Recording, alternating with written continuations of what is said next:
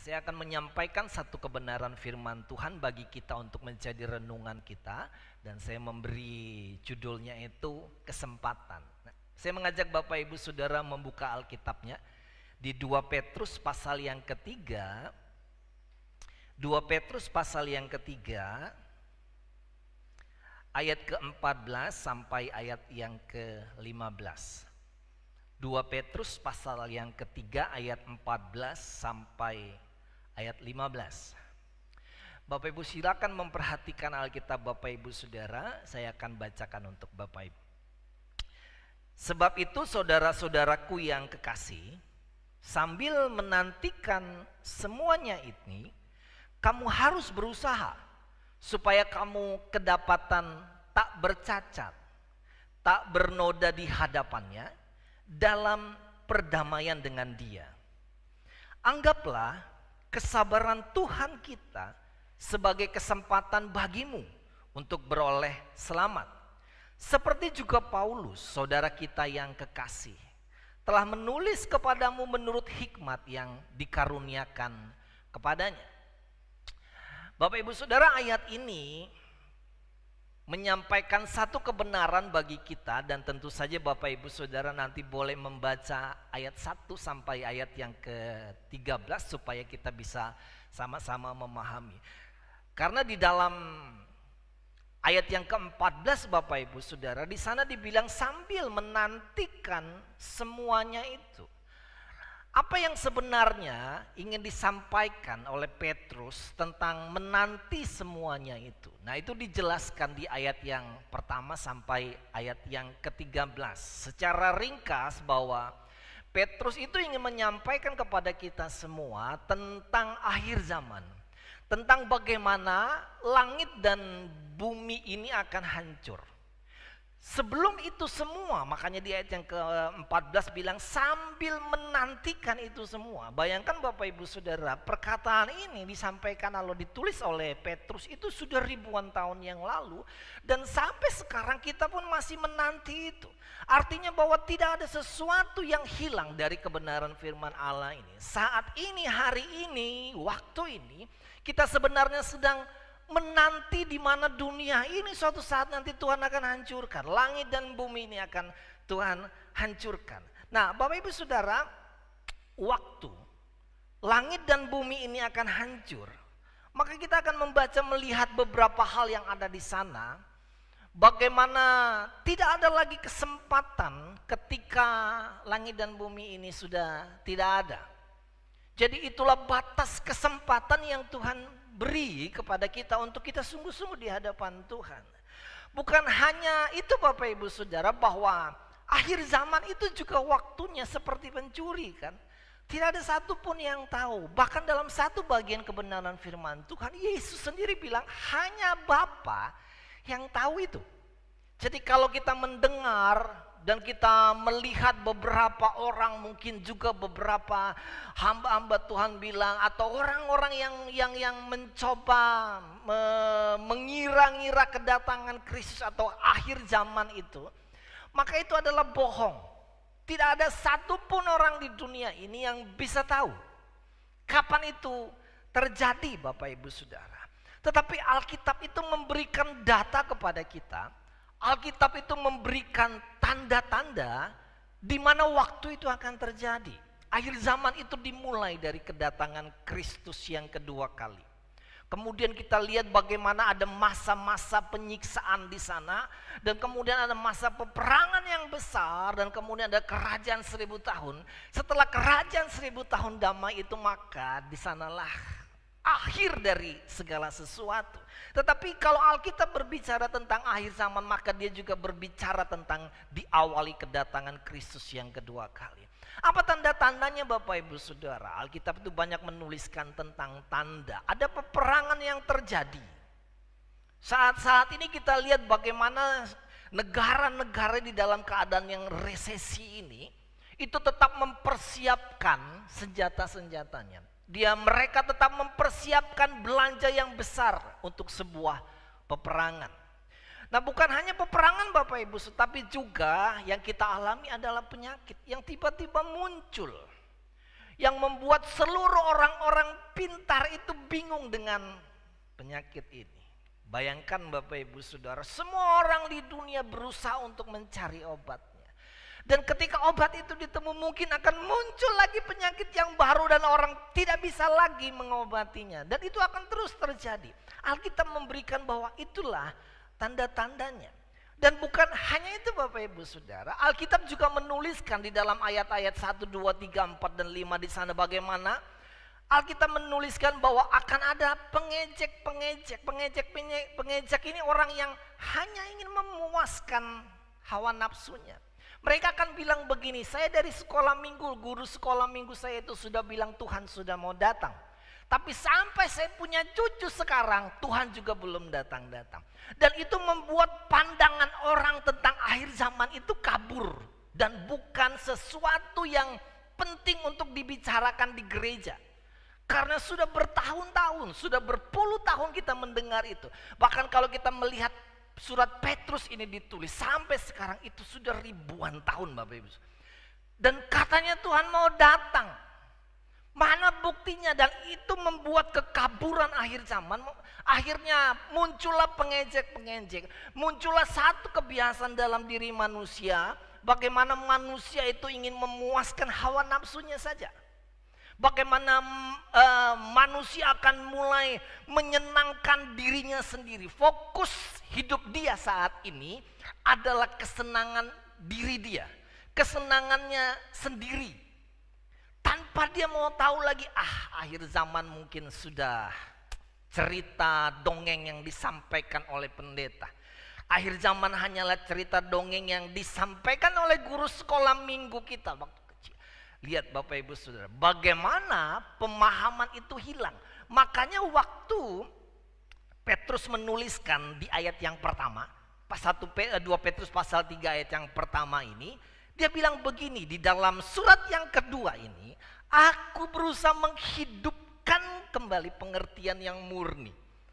Karena orang percaya sudah tidak lagi memikirkan kapan akhir zaman dan tidak lagi mempersiapkan dirinya untuk itu. Karena dia pikir mungkin masih lama. Itu juga mungkin masih 10 tahun lagi, masih 20 tahun lagi, mungkin masih 100 tahun lagi. Sehingga itu menjadi sesuatu yang tidak populer bagi orang percaya.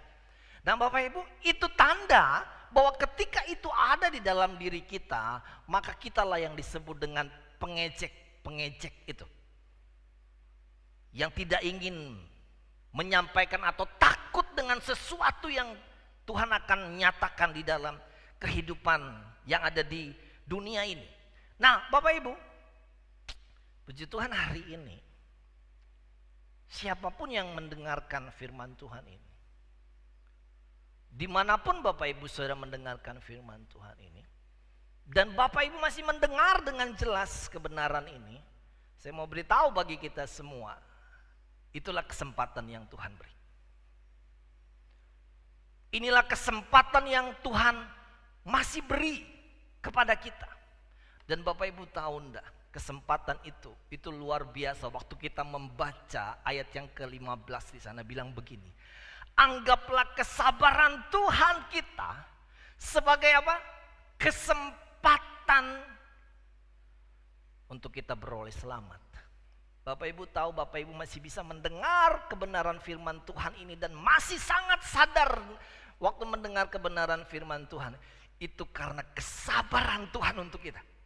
Bayangkan berapa lama Tuhan harus sabar dengan orang-orang percaya.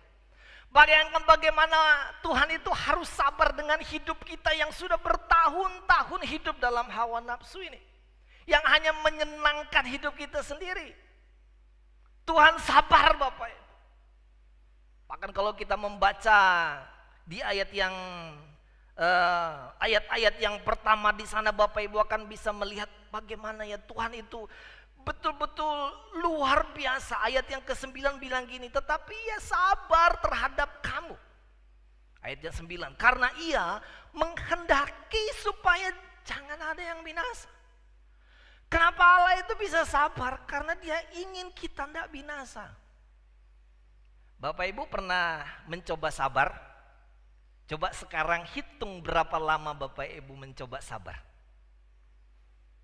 Terus bandingkan dengan berapa lama Tuhan harus sabar. Kita tidak usah bilang tentang waktu atau abad di dunia ini, tapi kita bicara tentang diri kita sendiri. Coba hitung berapa tahun Tuhan sabar dengan hidup kita. Berapa tahun itu Tuhan itu menunggu hidup kita ini. Sedangkan kita hanya perlu sabar selama 1 minggu, kita sudah nggak kuat. Kita hanya perlu sabar selama 1 bulan, mungkin kita sudah protes. Kita hanya perlu sabar 1 tahun, mungkin kita sudah marah-marah Bapak Ibu. Tapi perhatikan bagaimana Tuhan itu sabar bertahun-tahun. Ketika dia melihat hidup kita itu hanya menyenangkan diri sendiri. Nah Bapak Ibu yang dikasih oleh Tuhan, Allah memberi kesempatan kepada kita. Tapi terkadang kita tidak memahami kesempatan itu. Kesempatan itu kan sebenarnya bicara tentang waktu, bicara tentang peluang. Dalam bahasa Yunani kata waktu itu ada 2, yaitu kronos dan kairos. Kronos itu bahasa Indonesia yang kita kenal kronologi, hitungan waktu berdasarkan urutan pagi, siang, sore, dan malam. Tapi kairos itu yang sering diterjemahkan waktu Tuhan adalah waktu-waktu tertentu yang Tuhan kasih kesempatan kepada kita. Bukan waktu yang berurutan. Pagi, besok ada pagi lagi. Minggu depan tetap ada pagi lagi. Bulan depan tetap ada pagi lagi.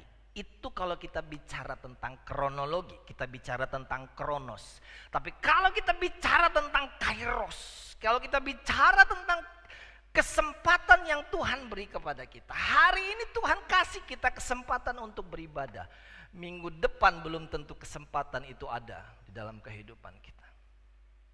Walaupun minggu depan ibadah ini akan dilaksanakan kembali, tapi belum tentu Bapak Ibu Saudara bisa mengikuti kembali kesempatan atau ibadah ini dengan baik. Hanya ada 2 yang akan mengakhiri kesempatan itu.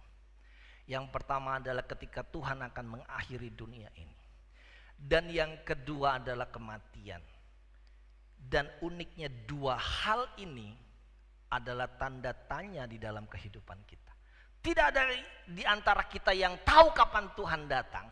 Dan tidak ada di antara kita yang tahu kapan Tuhan panggil kita. Dan kalau kita berpikir saya masih bisa ibadah lagi minggu depan, hari minggu depan. Terus tiba-tiba hari Sabtu Tuhan mengakhiri dunia ini. Atau hidup kita di dunia ini berakhir. Maka tidak ada lagi kesempatan untuk hari Minggu. Petrus itu sampaikan kepada orang-orang percaya pada saat itu. Kesabaran Tuhan itu disalahgunakan oleh orang percaya. Makanya dia menulis di ayat yang pertama, aku ingin menghidupkan kembali pengertian itu di dalam kehidupan kita. Bapak Ibu coba bernafas. Terus buang nafas. Kalau masih baik Bapak Ibu, berarti masih ada kesempatan untuk kita. Betul nggak Bapak Ibu? Apa perlu tunggu selang masuk di hidung kita di sini? Gitu aja. Kita sudah di ruang ICU terkapar. Maka kesempatan itu sudah sangat sedikit. Kenapa kita mau jadi pengejek? Padahal Tuhan masih memberi kesempatan bagi hidup kita. Dan bisa saja kesempatan itu akan berakhir hari ini untuk kita. Bisa saja kesempatan itu akan berakhir besok untuk kita Bapak Ibu. Tapi mari pergunakan kesempatan. Itu kesabaran yang Allah nyatakan di dalam kehidupan kita. Ayat yang ke-15. Bapak Ibu melihat di sana ayat yang ke-15.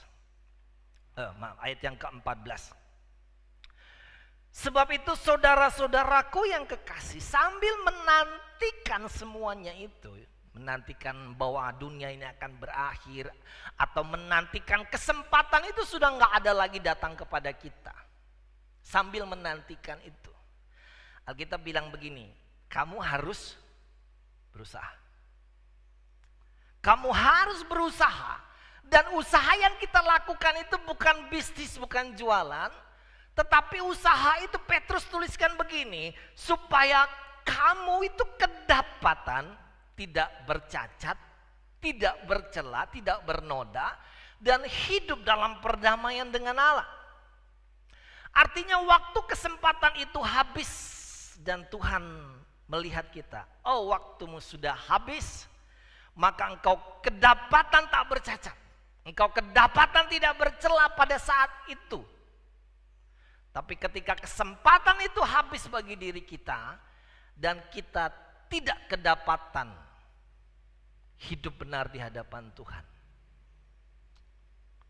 Menurut Bapak Ibu Saudara, di mana tempat kita nanti? Ada pendapat atau pandangan doktrin yang mengatakan bahwa kalau saya sudah Kristen itu saya pasti akan masuk surga. Kalau saya percaya dengan Kristus Yesus bahwa saya akan masuk surga. Pandangan itu adalah pandangan yang benar. Bahwa waktu kita percaya kepada Yesus, sungguh-sungguh percaya kepada Yesus, memberi hidup kita untuk Tuhan, maka kita tahu sebenarnya tempat kita. Tapi di akhir hidup kita itu Bapak Ibu Saudara, apakah kita masih seperti itu? Apakah di akhir hidup kita nanti atau di dalam khotbah ini dikatakan di akhir kesempatan itu atau kesempatan itu habis untuk kita, bagaimana kondisi iman Bapak Ibu? Mungkin pada saat itu Bapak Ibu sudah menjadi orang yang menyangkal Kristus. Mungkin pada saat kesempatan itu habis, kita adalah orang-orang yang punya hati nurani yang membatu. Yang sudah tidak bisa membedakan, bukan hanya tangan kanan, tangan kiri. Tetapi tidak bisa membedakan mana yang benar, mana yang salah. Bisa saja akhir dari hidup kita, kita ada dalam posisi itu. Ketika akhir dari hidup kita, kita ada dalam posisi itu, berarti bahwa kita waktu itu adalah orang yang sudah tidak percaya lagi kepada Tuhan. Dan tidak ada keselamatan dalam hidup kita. Padahal Tuhan bilang, aku sabar supaya engkau semua itu tidak binasa. Tetapi kita menyalahgunakan kesabaran. Bapak ini, khotbah ini bukan untuk menakut-nakuti, tapi untuk Bapak Ibu Saudara merenungkan diri Anda, dan jangan berpikir bahwa besok engkau masih hidup atau besok dunia ini masih ada. Tapi renungkanlah kalau besok hidup kita sudah enggak ada. Kalau besok sudah tidak ada kesempatan bagi kita. Dan kesempatan itu hanya hari ini Tuhan berikan untuk kita. Maka engkau akan hidup benar-benar di hadapan Tuhan. Ada satu buku itu dalam bahasa Indonesia ditulis begini, kalau Anda hidup hanya 24 jam lagi, apa yang Anda akan lakukan? Tapi kita kan selalu berpikir, kan masih ada besok. Hari ini saya tidak ibadah, kan masih ada minggu depan. Hari ini saya tidak berdoa, kan masih ada minggu depannya lagi. Hari ini saya tidak baca Alkitab, kan besok masih bisa baca Alkitab lagi. Betul nggak Bapak Ibu Saudara? Kepicikan itu memang ditanamkan di dalam diri kita untuk kita tidak tahu bahwa waktunya Tuhan itu seperti pencuri dan tidak akan diberi peringatan kepada kita bahwa kesempatan itu akan habis. Makanya Bapak Ibu Saudara, mari berusaha. Ayat 14 bilang, sambil menantikan semuanya itu, berusaha. Berusaha untuk kedapatan tak bercacat, tak bernoda, hidup dalam perdamaian dengan Tuhan. Apa sih tak bercacat, tak bernoda? Mungkin saya memberikan satu ringkasan yang sederhana bahwa yang disebut tidak bercacat, tidak bernoda itu hidup benar di hadapan Tuhan. Bukan di hadapan kita. Kebenaran Allah itu kadang berbeda dengan kebenaran kita. Karena bagi saya ini benar, tapi belum tentu itu bagi Tuhan benar.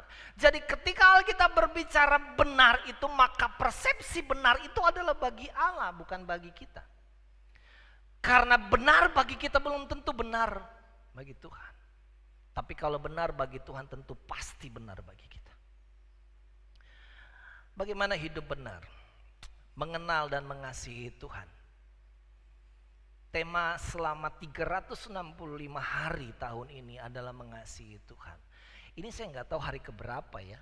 Kalau misalnya tersisa Oktober, November, Desember berarti sekitar 90-an hari.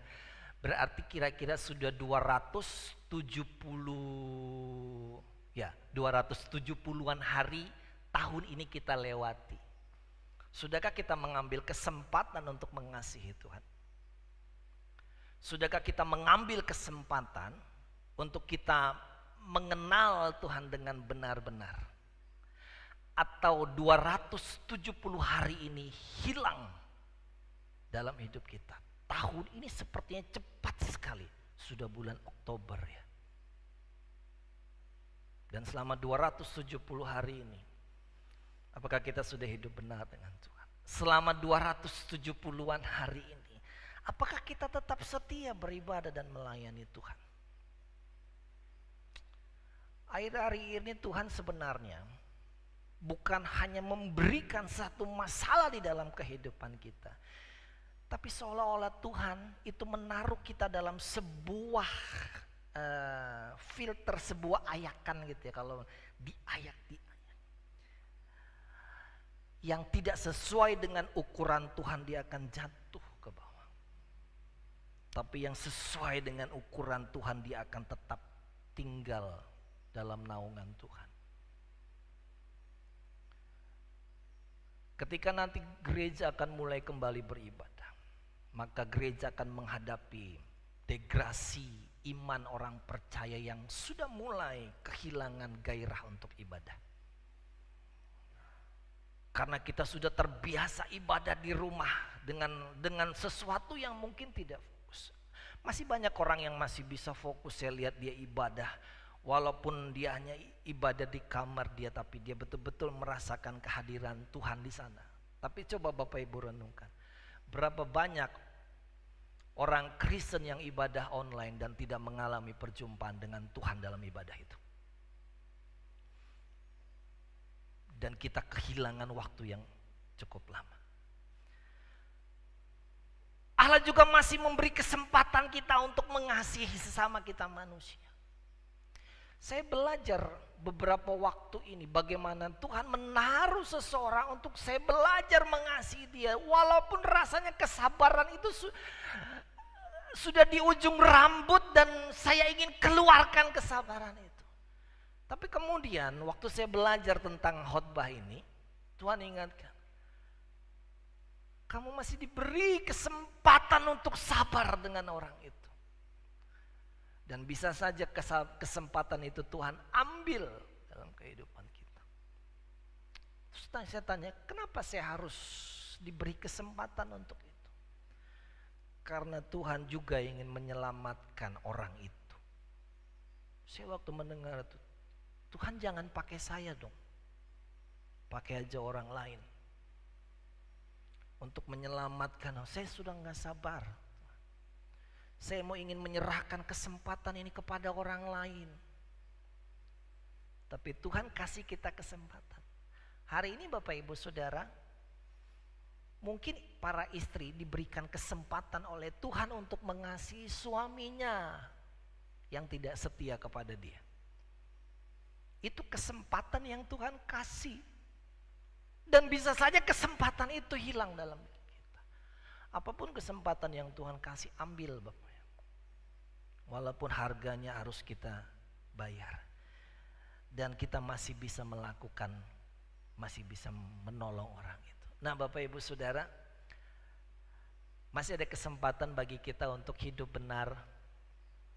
Dan jangan buang kesempatan itu dengan kepicikan. Atau dengan pikiran yang tricky. Pikiran yang licik, yang penuh dengan trik. Dan kita akan selalu berkata, masih ada hari esok. Hari esok memang masih ada, tapi kesempatan bagi kita belum tentu besok itu ada. Mari kita ambil kesempatan ini, hidup benar di hadapan Tuhan. Saya minta pemain musik maju. Bapak Ibu, kita mau sampai di bagian konklusi. Saya membacakan 2 Petrus pasal yang ketiga ayat yang ke-9. Menjadi satu konklusi bagi kita untuk kita renungkan hari ini. Perhatikan baik-baik ayat itu. Tuhan tidak lalai menepati janjinya. Sekalipun ada orang yang menganggapnya sebagai kelalaian, tetapi ia sabar terhadap. Bapak Ibu silakan bayangkan, renungkan seberapa besarnya Allah itu sabar dengan kesempatan yang diberi kepada kita. Walaupun kita tidak ambil kesempatan itu, tapi Tuhan masih menyodorkan kesempatan itu. Masih ada kesempatan bagimu. Seolah-olah Tuhan bisa berkata kepada kita, masih ada kesempatan untukmu. Hari ini masih ada kesempatan untukmu.